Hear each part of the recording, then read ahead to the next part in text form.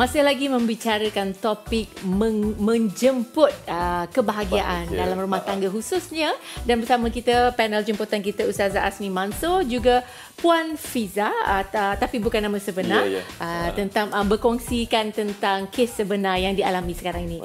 Tapi sebelum tu, sebelum kita pergi bersama dengan Puan Fiza, kita nak bertanyalah dengan Ustazah tadi tentang soalan tadi.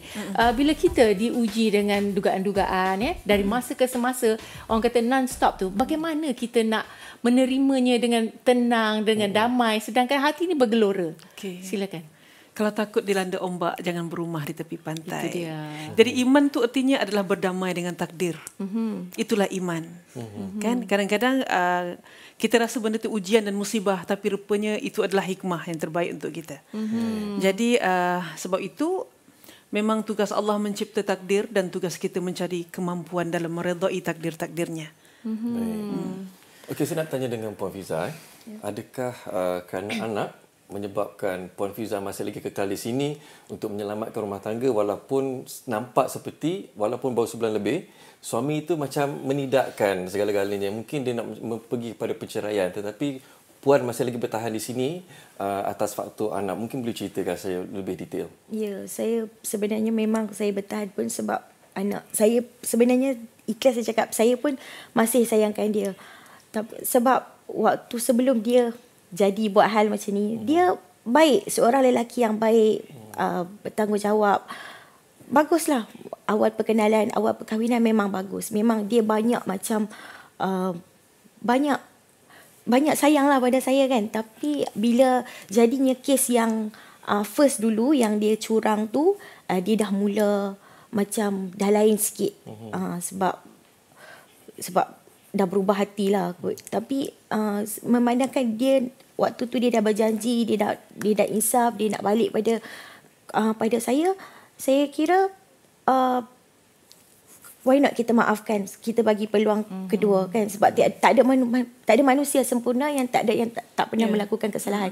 Untuk masa depan anak, apalah salahnya kan, sebab saya tak nak kalau boleh jadi anak saya macam anak dia yang sebelum ni yang dia tinggalkan tu. Macam Ustazah, saya nak tanya, kalau kita lihat kes Puan Fiza ni, nampaknya nak memperbaiki kesilapan tetapi satu pihak saja. Betul. Satu pihak lagi agak longgar, tidak serius. Masalahnya yang nak baik, dia dah memberi peluang, tapi yang buat salah tu pula yang buat perangai. Jadi bagaimana? Patutnya kalau dah bagi sebelah pihak aja yang tak jadilah macam tu. Dia tak boleh jadilah. Tapi saya nampak Puan Fiza ni sangat memberi peluang. Maksudnya dia boleh terima lah siapa yang tak buat salah. Sedangkan buat salah itu adalah yang menyempurnakan kita sebagai seorang manusia. Tak buat salah malaikat kita ni. Betul. Kan? Jadi dia boleh terima kekurangan, kesalahan suami dia kan, sebab hidup tidak berlangsung atas sejarah silam. Kita hidup kerana hari ini. So tapi atas peluang yang dia bagi, tapi sebelah pihak macam buat tak tahu, bererti tidak ada penghargaan dekat situ. Dan Islam sangat menghargai seorang wanita. Tapi kalaulah Puan Fiza je nak bagi peluang, dah lah aku dah terima kau, lama-lama naik lomak betul. Tak boleh lah macam tu. Mungkin dalam situasi seperti ini, mungkin Puan Fiza di sebelah pihak salah sana mungkin ada campur tangan daripada keluarga yang menyebabkan nak berbaik itu jadi tertangguh sehingga menjadi sebulan lebih sekarang ni. Adakah kemungkinan yang berlaku di situ? Ya, memang ada kemungkinan pun. Memang pun berlaku sebab suami saya ni banyak dengan nasihat ibu bapa dia dan adik-beradik dia lah. So macam dia cakap depan kaunselor pun, waktu kita orang kaunseling hari tu, dia cakap mak dengan adik-beradik tak boleh ganti. Bini boleh ganti walaupun 10. Tapi saya nampak sebab apa saya nak bagi peluang, saya nampak suami saya ni kalau diberi kefahaman, kalau diberi nasihat yang betul oleh orang-orang yang betul, yang tahu agama, nilai sebuah rumah tangga tu, dia boleh jadi baik. Itu yang saya nampak. Sebab tu saya cakap, kalau kita pergi counselling, saya cakap kita pergi. Kalau you cakap you dibuat oleh disihir lah, jom kita pergi Darul Syifa. Saya ajak, tak nak pergi. Saya dah cuba macam-macam. Saya cakap, dia kata kalau awak ni baik, kalau awak dengar nasihat orang yang betul, tanya ustaz, tanya tanya orang yang beragama. Bukan jangan tanya keluarga kita. Keluarga kita mungkin bias, saya cakap kan. Tapi tak, nasihat yang tu saja dia dengar. Orang lain benda tak dengar. Baik Ustazah, macam mana ya kita nak mendidik hati kita ni agar berada di platform yang betul. Kadang-kadang kita tak sedar diri kita ni tengah membuat keputusan yang salah. Macam mana kita nak mendidik hati tu daripada awalnya? Sebab itu saya nak kupas sikit ayat suami dia. Mak tak boleh ganti, adik-beradik tak boleh ganti, bini boleh tukar. Tak betul ayat tu kan.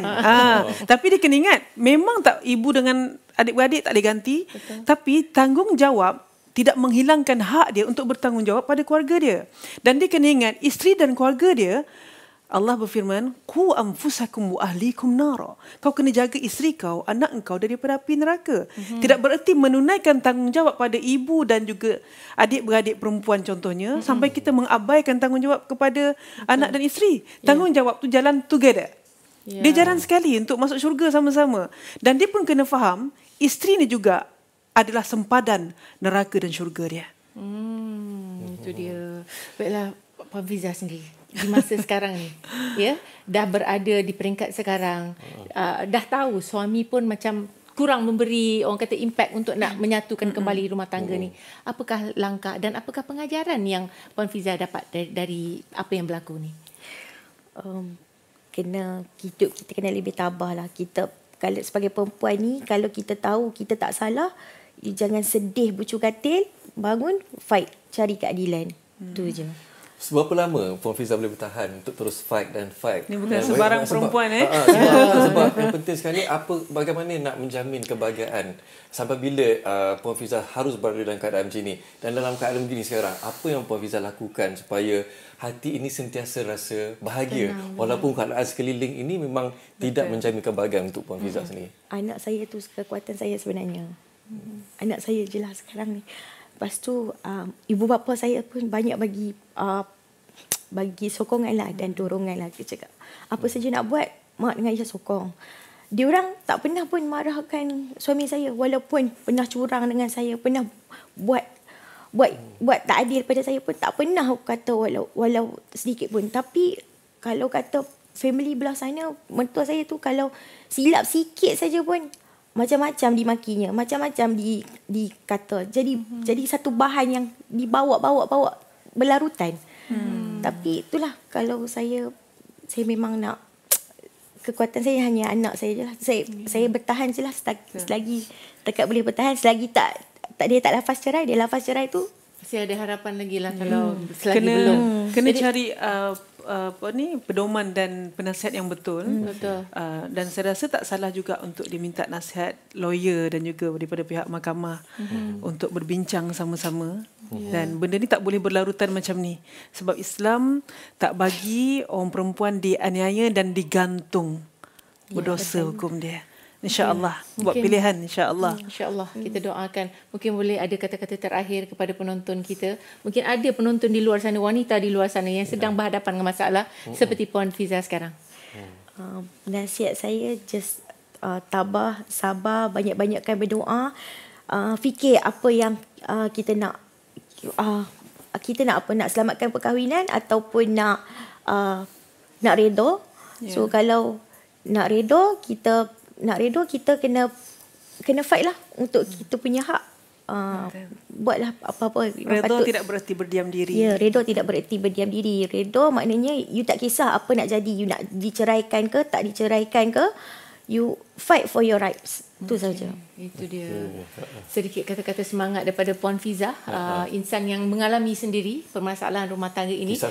Kisah sebenar sukarnya mencari kebahagiaan, tetapi kebahagiaan itu bukanlah sesuatu yang mustahil untuk dikecapi. Semuanya, bak kata Ustazah, terletak di hati. Betul. Ya. Jadi terima kasih diucapkan kepada Puan Fiza kerana bersama dengan kami di atas perkongsian ini.